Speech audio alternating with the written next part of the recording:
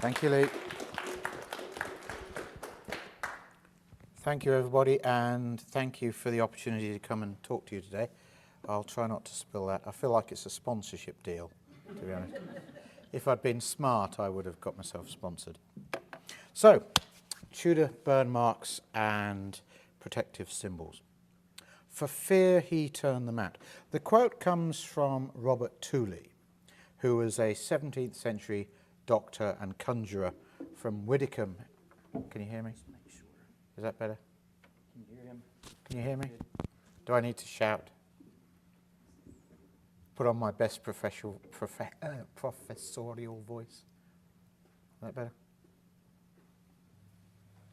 So Robert Tooley was a doctor and a conjurer from Dartmoor, from Widdicombe in the Moor, and he convinced a patient of his who was suffering from neuroses that he was the victim of the ghost of a neighbour who'd committed suicide. We'll come back to the story, but Tooley then charged his, patient 20 shillings, which is an astronomical sum, so it should reassure you that medical ethics haven't improved. But the story is instructive because it shows that the supernatural was a perfectly plausible part of people's lives, that the devil and his agents are everywhere amongst us. Hugh Latimer, the Bishop of Worcester, told his congregation, "I am not able to tell how many thousand be here amongst us now." In a country where perhaps 2/3 of the population were illiterate, images are particularly important as a means to protect against the supernatural. Depictions of St. Christopher that frequently decorate the halls of churches throughout England offer you a day's protection against illness or death. This one comes from Llanys in Denbighshire and was painted between 1400 and 1430, and it shows St. Christopher carrying baby Jesus on his back. My favourite's this one from Kempley. This is St. Mary's Church. It was built in 1130 or so by the de Lacy family. Walter de Lacy had fought at Hastings and was a rich landowner in the area. He endows Gloucester Cathedral, for example, St. Peter's Church in Hereford. And on the north wall of the nave that you've got here, we've got St. Christopher, painted about 1370. The Wheel of Life, it's a 15th century painting, and the Wheel of Life is the vicissitude of mortality, that we will rise up and we will fall, and our fate is inevitable. So it's a reminder to the congregation of our mortality. And then in the window you've got St. Anthony of Egypt holding a book and staff, and St. Michael weighing the souls at the Last Judgment. But since 2001, there's been a growing interest in protective symbols, and in particular, burn marks that occur in timber frame houses. This is Tretower Court. It's a 14th, 15th century fortified manor house down near Crackhowell in Powys in South Wales. They're commonly referred to as taper burn marks, and they create this very distinctive teardrop shape. In fact, they're so ubiquitous that they were long thought to just be the residue left by an unattended naked flame. And indeed, as I went around all these Tudor and medieval houses, I looked at them and I thought exactly the same thing. But more recently, it's come out that they seem to be serving a deliberate purpose. Now, there are several different explanations for them. That they are accidental, that it's an unattended naked flame causing these burn marks, that that when you're making mulled beer, what you do is you take a red hot poker and you stick the poker in the pint of beer. But to test that the poker is ready, you would hold it against the wood and see if it burnt. Now the problem with that is they create a different shape. Some houses, like Sissinghurst Castle in Kent, Gainsborough Old Hall in Lincolnshire, Little Morton Hall in Cheshire, have literally hundreds of these. Not only are there far too many marks, there are also concentrations of marks. This is Tritower, the room that we were just looking at, and you can see the cluster of burn marks in exactly the same place. They're also found in obscure corners, under the stairs, under floorboards, in the rafters, where light would have been unnecessary. There's also no evidence for them actually being associated with a light. We've got candles from the Mary Rose, Henry VIII's flagship, that sinks down by the Isle of Wight. And there, the candles are held in place by a picket, a nail in the base of the candle. Now, having a base is essential for safety, but there's no indication of a pricket with any of these burn marks. So, what are they? In 2014, in the journal Vernacular Architecture, John Dean and Nick Hill set out to recreate these marks. And they found that it took holding a burning taper, not a candle, at a 45-degree angle for 15 minutes to recreate this shape. The precision required to create this effect suggests that this is deliberate.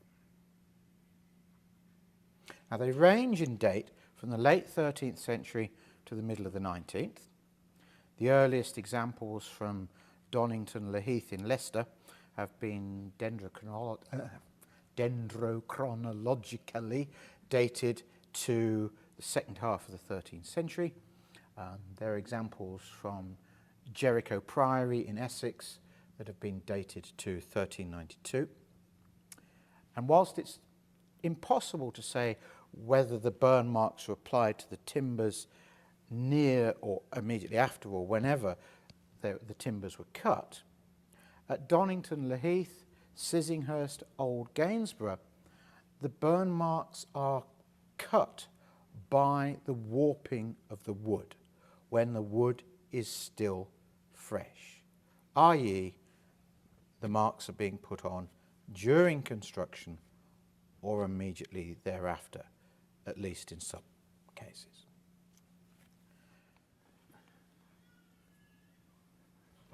We'll leave it at that. Little Morton Hall is special because it was owned by the same family throughout its history. It was built by William Morton I in 1526, and his son then added the northwest wing and the porch 20 years later, and finally a carpenter by the name of Richard Deere added the gabled windows and a second story that you see there in 1559. Now the family came into hard times in the English Civil War. William Morton III, when he died in 1654, had debts of over £4,000, which is 600,000 today. And this meant that the house was left to decay. It's never been refurbished, it's never been updated, it's never been restored. So it's a perfect time capsule of Tudor domestic architecture. There are 256 burn marks in this house. Dating them is difficult. The mark on the console bracket post in the great chamber must date after the timber was cut down in 1659. And we've got a couple of marks in the little parlour. The parlour was painted in 1580 and then covered over with panelling in the Georgian period in the 18th century. And you've got a couple of marks here. There's a score mark down here that, as we'll see, is there for a reason because of the doorway and stairs outside.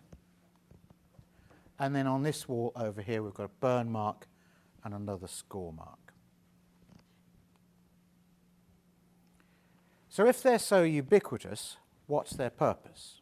Why are they here? Why do we have 256 of these in a single property? One suggestion is that these are a protection against fire. This is Tretower Court again, and we've got a number of burn marks in the kitchen, which is exactly where you would expect if you think about the hazards of an open fire. Unfortunately, the marks at Tretower Court were not entirely successful. The house was haunted by the White Lady, Margaret Vaughan, who's the widow of Sir Roger Vaughan. Now, Sir Roger was sent in May of 1471 by King Edward IV to capture Jasper Tudor. And unfortunately, the plan went wrong. Sir Roger was captured instead, taken to Chepstow Castle and decapitated. And so every night, Lady Margaret gazes out the window of one of the rooms of the castle, looking out for her husband to return. So it didn't entirely work in this case. You can also see burn marks in the birthplace of William Shakespeare in the kitchen there in Stratford-upon-Avon. Now, William's father, John Shakespeare, owned the house and the plot of land here since 1552, and then in 1601, when he died, it became an inn. The problem is, fire is a present danger. In 1583, in Nantwich, which is about 16 miles from Little Morton Court, a devastating fire broke out. It raged for 20 days. Half the town lost their houses. And at Little Morton Court, they used lime ash flooring as an attempt to try and prevent the outbreak of fire. So I'm not going to deny that fire isn't a problem. But of the 13 fireplaces at Little Morton Hall, only 3 of them have burn marks. This is the upstairs bedroom. Sorry, we've skipped ahead. This is the upstairs bedroom. You can see the lintel here. There are no burn marks. In fact, the burn marks are here.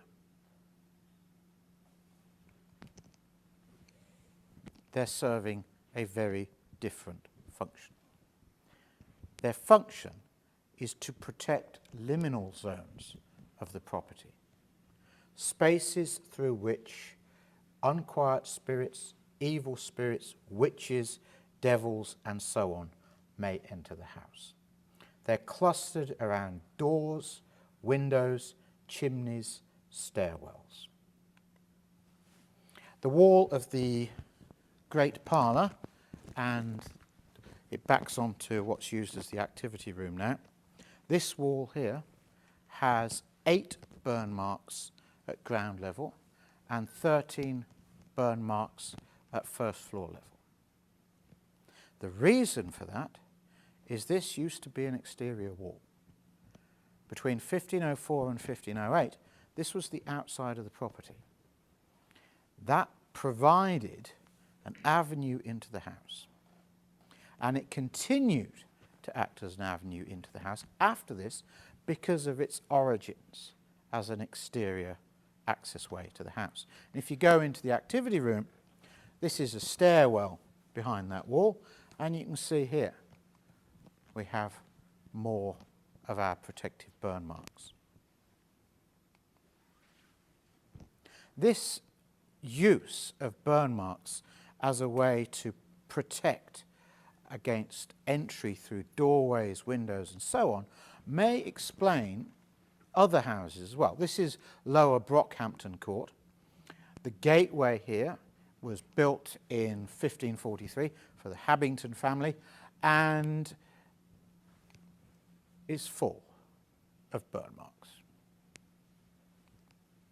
This is Plasmar. It's the house of the merchant Robert Wynne in Conwy in North Wales, and it was built between 1576 and 1585. And again, clustered around his doorways, burn marks. Now, it's fairly commonplace that witches, evil spirits enter houses through doors, windows, and fireplaces. This is Peter Bruegel the Elder's St. James and the Magician Hermogenes from 1685, and you can see witches entering the house through the fireplace there. Similarly, this anonymous woodcut, 16th century woodcut, the witches are gathered around the house as it burns down, but again, two of them are entering the house through the chimney.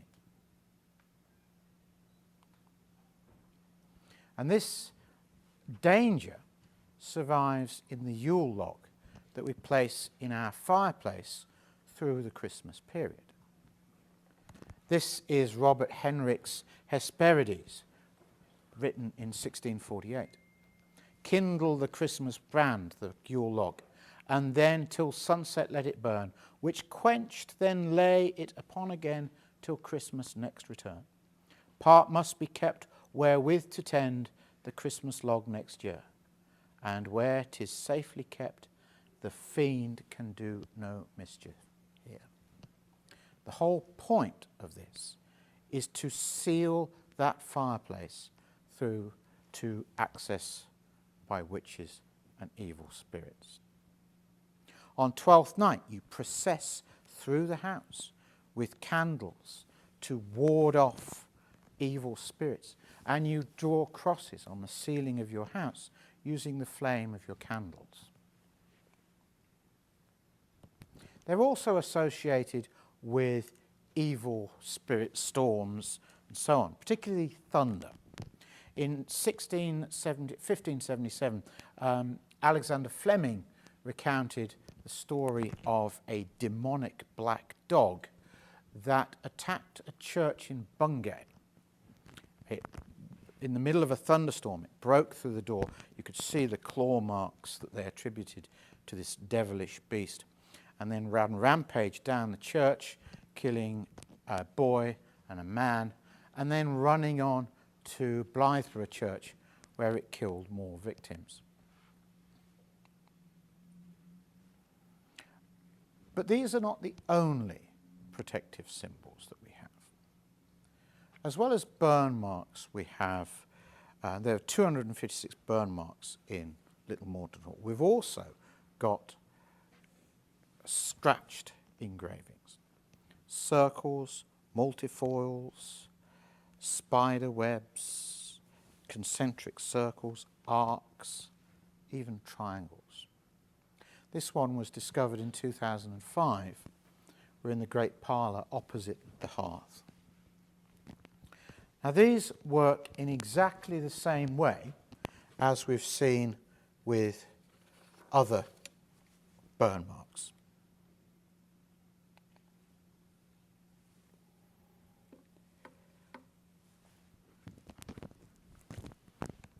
This is the bay window. This is Deer's bay window that's added in 1559 into the 1504 wall. And we've got two sets of concentric circles, here and here. Again, it's a liminal zone because it's changed function. It's providing access to the outside. Behind me, with the stairwell going up to the floor above and an exterior door of the house, we've got concentric circles, 12 of them. We've also got them in the exhibition room. We've got them upstairs as well. The largest is in the Great Hall, and it's 200 millimetres in diameter. So they're quite elaborate pieces. And they work, in essence, as spider webs. The evil spirit follows the line, going into the circle until it is trapped in the middle, like a fishing net.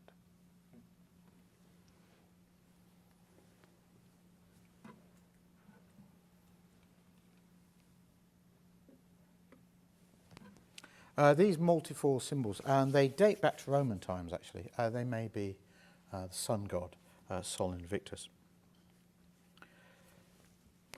There are a number in other houses. Sadly, Cadw have put up this tapestry behind the great table in Tretower Great Hall, but there are hexafoil symbols behind that. And there's also a number at Haddon House, for example. There's also triangles. Now these are positioned, there are 70 of them at Lower Morton. They are positioned in exactly the same way as the other ones we've been looking at, and they probably serve the same purpose. So the evil spirit gets lost in the maze of lines and trapped there thereafter.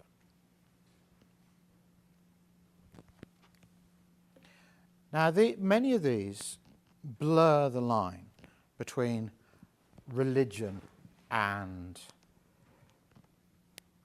magic. The use of candles at Candlemas, the Feast of the Purification of the Virgin, you'd go round you'd go around the house to protect your home. So wherever it shall be lit or set up, the devil may flee in fear and tremble with all his ministers out of these dwellings, and never to presume again to disquiet your servants. And in fact, a row broke out in Freesthorpe in Lincolnshire in the 14th century, because the priest had taken down the candles the day after Candlemas, and the congregation were outraged that they'd lost their protection. And there's a wonderful story in a Tudor jest book. It's the 100 Merry Tales that was published in 1524, 1525. It recounts a John Adoyne of Suffolk who terrified his neighbours by wandering around dressed in a demon's outfit, and continues to do this until they ward him off with a candle and holy water. Holy candles could also be used in times of illness, in funerals, birth, pregnancy, and even as a protection against thunderstorms. As well as the use of candles, other symbols evoke Christianity as well. There's a VM symbol, which of course is the Virgin Mary. There's only one example of that at Tretower, but serves the same thing. Peace signs refer to the protection offered by Jesus. And it was particularly important for the festival of Hallowtide, which is Halloween, October the 31st, All Saints on November the 1st, and All Souls the following evening, when it is particularly important that you ward off evil spirits and deprive them of access to your house. So you go around ringing bells and giving charms used.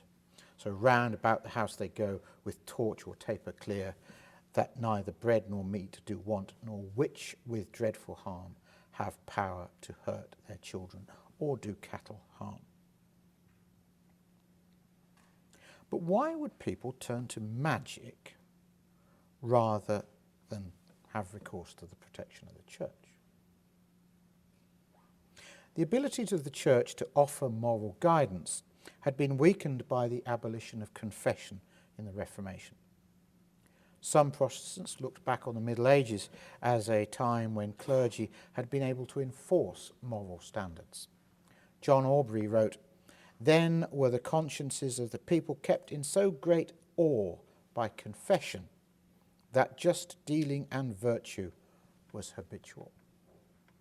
And it's been suggested that the decline in confession may explain an increase in illegitimate births and prenuptial pregnancy after the Reformation. Now, in the Middle Ages, the church had an arsenal of weapons to ward off ghosts.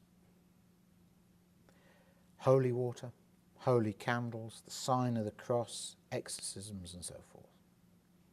According to the Malleus Maleficarum, the exorcisms of the church are for this very purpose and are entirely efficacious remedies for preserving oneself from the injuries of witches. But these were renounced by the Protestant church. In 1543, the preacher John Scory asked, "How could the devil be afraid of such toys when the New Testament told us he was not even afraid of Christ himself?" In their place, the Protestants offered prayer and fasting, and the belief that true faith could protect you from the devil. Whilst intellectually satisfying, these do not offer the reassurance afforded by Catholic ritual, especially when the Protestant clergy are quite open in stating that prayer is not always successful. No surprise then that people turned back to the tried and tested Catholic formula despite the opposition of the church. In 1590, John Dee anointed a possessed maidservant with holy oil.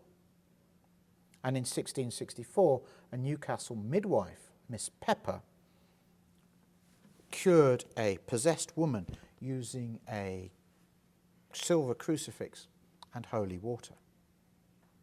In 1641, the Laudians were accused of teaching that the sign of the cross could ward off demons. The inadequacy of the Protestant response is evidenced by the case of Agnes.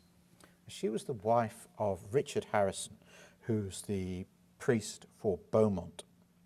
And in 1583, Agnes believed that she had been possessed by one Agnes Hurd. And her husband advised her to put her trust in God and to have recourse to prayer. But if that failed, he would hang the said Agnes Hurd. If a priest was uncertain about the efficacy of prayer, what can we expect from the lay community? When we think of the religious conflicts of the 16th and 17th century, we tend to assume that everyone was engaged in the doctrinal controversies, when in fact the opposite may have been the case, with religious absenteeism being commonplace amongst the poor and the young. One of the many sins of the poor was their failure to attend church, and in the early 17th century an Oxford minister explained low attendance at his church because they were all poor labouring people, and I cannot expect them without a breach of charity. This is Langley Church in Shropshire. It's a particular favourite of mine because it is exactly as it was in the early 17th century. It's not been changed at all. And the reason was, so few people went to church, the congregation was so small so quickly that it was abandoned as a church. And that leaves us with this wonderful church in amber, if you like. Even if people attended, their behaviour was less than appropriate. In 1540 to 1542, less than half the congregation of the parish of St Giles in Colchester turned up for church on Sundays or holidays. And in 1635, William Scott's pamphlet, An Essay on Drapery of the Complete Citizen, said that there were sometimes more pillars in church than people. If they are there, their behaviour was deplorable. Fighting for seats, talking, hawking, spitting, knitting, making coarse remarks, telling jokes, falling asleep, and even firing guns. Stephen Gardner says that at a parish in Cambridge in 1547, when the vicar goeth to the pulpit to read that he himself hath written, then the multitude of the parish goeth straight out of the church, home to drink. Members of the congregation would heckle. So, for example, at Holland Magna in Essex in 1630, the rector was preaching about Adam and Eve making clothes out of fig leaves, at which point one parishioner asks, where did they get their thread? In 1598, a Cambridgeshire man was condemned for his most loathsome farting, striking, and scoffing speeches. Now, this ignorance was not confined to the poor or even the lay community. In 1551, the new Bishop of Gloucester found that of his 311 clergy, 171 didn't know the Ten Commandments, 27 did not know the author of the Lord's Prayer, and 10 could not repeat it. In 1606, Nicholas Bound said that people knew more about Robin Hood than the Scriptures. And the chaos of the 17th century did not help. Ecclesiastical vacancies caused even the most basic rituals to be neglected. Many poor people weren't even baptized. And when the Bishop of Peterborough visited Rutland in 1722, he found that there had been no confirmation there for 40 years. The rise of humanism led to increasing skepticism, with prominent figures like Christopher Marlowe, Walter Raleigh, rejecting Christ's divinity, or even the existence of heaven and hell. It's a lot harder to trace atheism amongst the lower classes, but the rise of Protestant groups like the Ranters. Now, the Ranters denied the immortality of the soul, resurrection, the authority of the Scriptures, the existence of heaven and hell, together with the relative freedom of the Commonwealth, allowed the spread of religious scepticism. In 1648, the Blasphemy Ordinance imposed punishments for those who denied immortality, doubted the Scriptures, rejected Christ, the Holy Ghost, and even the existence of an Almighty God, which in my book leaves very little of religion left. In 1608, a butcher in Ely would set his dog on people going to church, and a London actor said that you'd learn more from one of his plays than at 20 sermons. The line between religion and magic was a thin one. People would sprinkle holy water on their homes and property to such an extent that in 1557, for example, Cardinal Pole insisted that the font be locked up to prevent people breaking in and stealing the holy water from it. And in 1543, a storm broke out over Canterbury, and the inhabitants ran to the church to get holy water to protect their homes from evil spirits and lightning. And in 1591, an Oxford recusant, John Allen, was said to have possessed a quantity of Christ's blood that he sold at £20 a drop because of its protective powers. The apogee of burn marks is the 16th and 17th centuries, a period of profound religious and political turmoil, when the Reformation, the English Civil War, the execution of King Charles I undermine the central tenets of daily life. At the same time, the interregnum, the proliferation of Protestant groups, removes moral certainties and opens up alternative solutions. It was a time of plague. There were outbreaks of plague at Congleton, near Little Morton Hall, in 1559, 1630, when 30 people die in Asbury, and in 1641, in the latter case lasting for 2 years.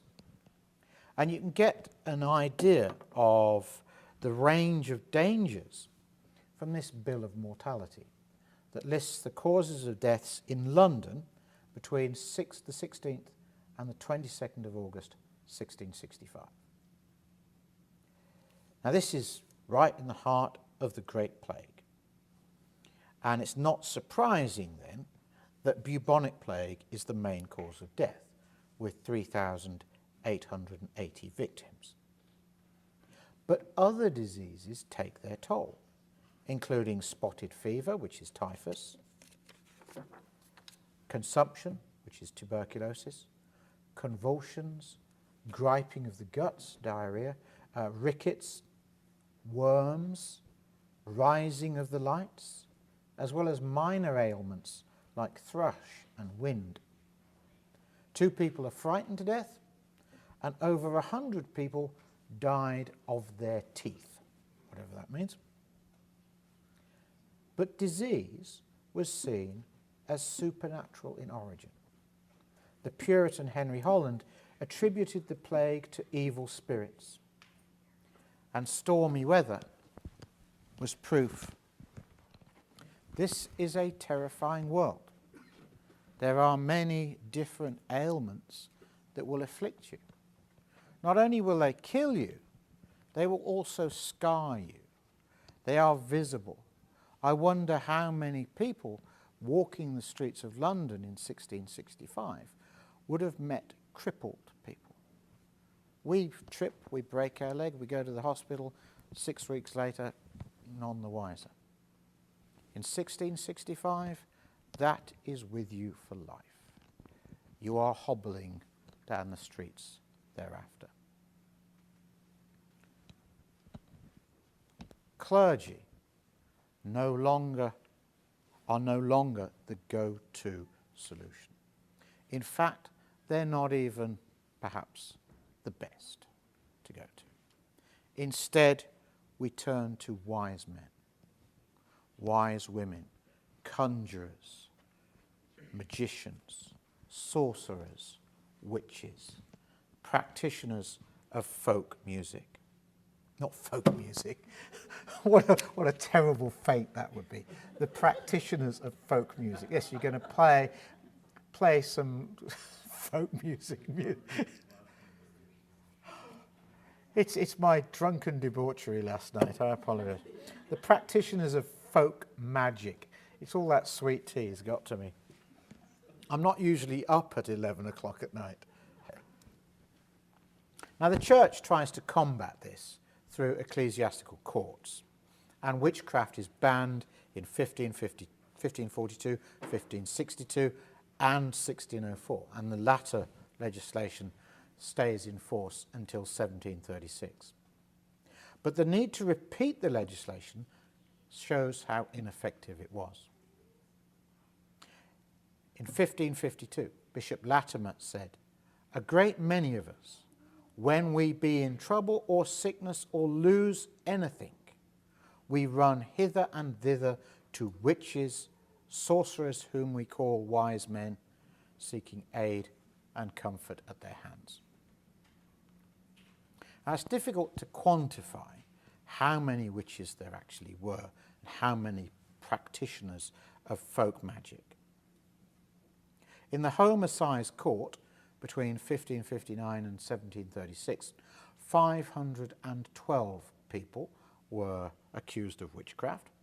Just over 200 of them were found guilty, and 109 of them were executed. Now, the Home Assize Court is one of 5 assize circuits through the country, so if you factor it up for a country as a whole, we may be looking at as many as 1,000 people as killed during this period. But the number of trials is only a small percentage of the number of accusations for witchcraft. There are more than 120 cases in the Buckinghamshire doctor's Richard Napier's casebook between 1600 and 1634, and 50 in William Lilly's from 1644 to 1666. And none of these seem to have gone to trial. Unlike continental Europe, the driving force seems not to have been the existence of a compact between the witch and the devil, but the damage that witches did to their neighbours, the damage that they do to property. In 1587, the Essex minister George Gifford stressed that witches were hated for their actions, not for their associations. Of the 492 indictments before the Essex Assizes, only 28 were actually for invoking malevolent spirits. And 18 of these were under the influence of the notorious witchfinder General Matthew Hopkins, who is an aberration. To return to where we began, Robert Tooley instructed his patient to drive a stake through the corpse's heart.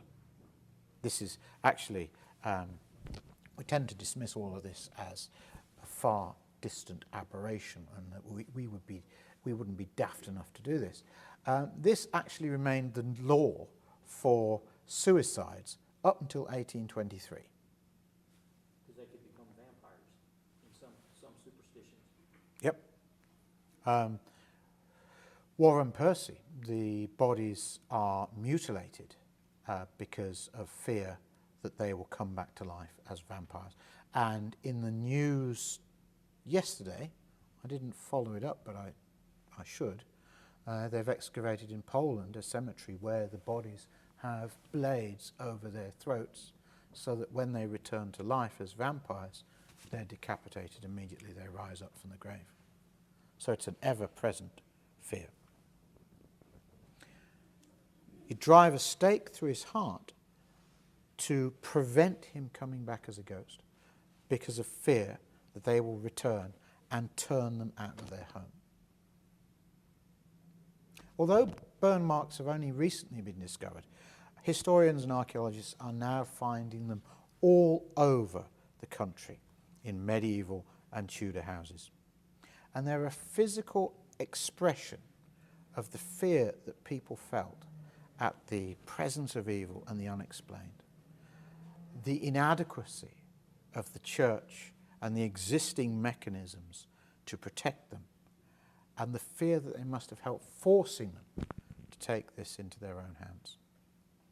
It's fascinating, but it's quite terrifying that it was such an uncertain and evil world that these people were confronting, and the lengths that they would go to try and save themselves and their families. So I thought I'd finish by admonishing you all with the words from the Cistercians at Dore Abbey. Anyway, apologies about my technological inadequacies, but I hope I've given you food for thought about the failings of the Protestant Church. Does anybody have any questions? I got just a little side comment. You mentioned this briefly. Eamon Duffy in his Stripping of the Altars, which is a great book, he says by the time of the English Reformation that the English Roman Catholic Church was a lot more robust, generally speaking, than historians previously gave it credit for. And you've hinted on that not everybody was on board with Henry VIII. Oh, no, absolutely not. My own take is that for the majority, this is why the images are so important in churches like Kempley. Most of the congregation don't know the Bible. They don't know the doctrinal niceties of it. They get their information through the images they see in the church. The carvings, the stained glass windows. Exactly. The liturgy. One of my favourites are the Herefordshire Romanesque carvings, where you decorate the church on the inside with the saints, on the outside with all the fearsome beasties that the church is protecting you from. They don't have the time or the wherewithal to worry about the niceties of doctrine between Canterbury and Rome. What they want to see is an effective priest doing something dramatic to frighten off demons. Incense, candles, music, robes. I'm the same. I like the Catholic Church because I get value for money. It's entertaining. Prayer, particularly if your priest is saying, this might not work, isn't really going to satisfy me in a war between Satan. And at the same time, as we're throwing out all of the Catholic Church's weapons in the war against the devil, they're dismissed as trickery, that the Catholic clergy are faking demonic possession, they're faking ghosts. The same Puritans are saying we are at risk because the devil is now an even greater threat. There'd been lots of ghost stories in the Middle Ages, but they all end happily because the church is there to keep us safe. And they continue to worry about ghosts after the Reformation. Thomas Broomhall's writes the first compendium of ghost stories in 1658. It's a Treasury Spectres. They're all into this. Bishop Pilkington says, at the beginning of the reign of Elizabeth I, he's talking about ghosts in Blackburn. And he says that even the authorities won't have gainsay to mention this, but we all believe in ghosts. So these are a threat. They're still here. The Puritans, the Protestants, are telling us this is a grave threat. But there's nothing we can do about it. So where do you go? You go back. Yeah, we go back to what the Catholic Church did. So the Anglican Church basically says, well, we know we can't stamp out this practice, so we'll just sort of try to live with it. These ignorant people are going to keep making the burn marks, despite what we can do. Yeah. That's why gradually they come up with new methods to deal with it. They quietly bring back a lot of elements of Catholicism. This is one of the problems with William Laud and the Laudians. He's the Archbishop of Canterbury between 1633 and 1640. They're bringing back elements of Catholicism because people need the reassurance. But they were doing burn marks, you said, into the 19th century. Yeah. That blows my mind. Yep. Probably shouldn't, but it does. It's crazy. I mean, by then, they're aberrations. Yeah. It really is the 16th and 17th century that's the absolute pinnacle. Humanism doesn't help. Of course, the Catholics say that the ghosts are unquiet spirits in purgatory, and the Protestants then deny the existence of purgatory. So where are ghosts coming from? Well, they're demons. That doesn't reassure me. I'd rather it was Grandma coming back, not Satan in the guise of a big black dog or something. And that's why Agnes, the lady who's possessed by Agnes Heard, is so interesting. That even her husband, who's a clergyman, says, put your faith in God. If that doesn't work, pray. And if that doesn't work, I'll go and kill Agnes. And if a clergyman is saying, we need to go kill the witches because we have no other answer to them,